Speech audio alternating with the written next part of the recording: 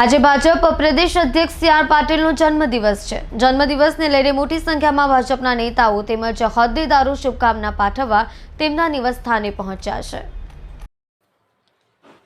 ગુજરાત ભાજપના સેનાપતિ ગણાતા પ્રદેશ પ્રમુખ સી.આર. પાટીલનો આજે જન્મદિવસ છે, જેને લઈને તેમના પરિવારમાં પણ ખુશીનો માહોલ છે. પાટીલના દીકરા દીકરી અને પુત્રવધુએ તેમને જન્મદિવસની શુભકામનાઓ આપી હતી અને સારા સ્વાસ્થ્ય માટેની પ્રાર્થના કરી હતી. ગુજરાતમાં અલગ અલગ શહેરો અને ગામડાઓમાં પણ સી.આર. પાટીલના જન્મદિવસની ઉજવણી થઈ રહી છે. જન્મદિવસને લઈને મોટી સંખ્યામાં ભાજપના નેતાઓ તેમજ હોદ્દેદારો શુભકામના પાઠવવા તેમના નિવાસસ્થાને પહોંચ્યા છે. આ ઉપરાંત સામાજિક અગ્રણીઓ અને ઉદ્યોગપતિઓ પણ સી.આર. પાટીલને શુભેચ્છા પાઠવવા પહોંચ્યા છે. ડોક્ટરો તેમજ નર્સિંગ એસોસિએશન પણ સી.આર. પાટીલને જન્મદિવસની શુભકામના પાઠવવામાં આવશે. પ્રદેશ અધ્યક્ષ સી.આર. પાટીલના નિવાસસ્થાને તહેવાર જેવો માહોલ જોવા મળી રહ્યો છે. સુરત મહાનગરપાલિકાના હોદ્દેદારો તેમજ ધારાસભ્યો પણ જન્મદિવસની શુભકામના પાઠવવા સી.આર. પાટીલના નિવાસસ્થાને પહોંચ્યા હતા. નમસ્કાર મિત્રો, આજે જન્મદિવસ નિમિત્તે ઘણા બધા કાર્યક્રમોના આયોજન દ્વારા આદરણીય પ્રધાનમંત્રી મોદી સાહેબના માર્ગદર્શનથી જન્મદિવસને લોકસેવાની પ્રવૃત્તિ દ્વારા ઉજવવો જોઈએ.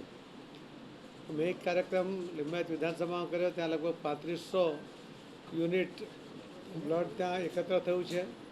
બધા જ અલગ અલગ આરોગ્ય માટેના કેમ્પો ત્યાં કર્યા છે, ચશ્મા શિબિર કરી છે. લગભગ કુલ મળીને 20,000 લોકોએ ત્યાં ભાગ લીધો હતો. આજે ઉધના વિધાનસભામાં પણ લગભગ 1500 યુનિટનું ટાર્ગેટ છે.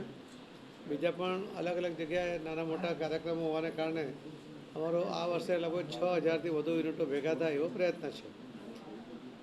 આ લોકસેવાની પ્રવૃત્તિને જન્મદિવસ સાથે જોડવા એટલા માટે કરીએ છીએ કે એનાથી લોકોને ફાયદો થાય. સુરત શહેરની જે રક્તની જરૂરિયાત છે એ સુરતમાંથી જ પૂરી થાય અને કદાચ બહારના લોકોને પણ જરૂર પડે તો અહીંયાથી આપી શકાય એ પ્રકારના બ્લડ કેમ્પો અહીંયા યોજાય છે. સુરતમાં રક્તદાનનો સૌથી મોટો કાર્યક્રમ વરાછા રોડ પર 22,000 એક જ દિવસમાં બ્લડ ડોનેશનનો કાર્યક્રમ પણ થયો છે. સુરતનો એનો રેકોર્ડ છે.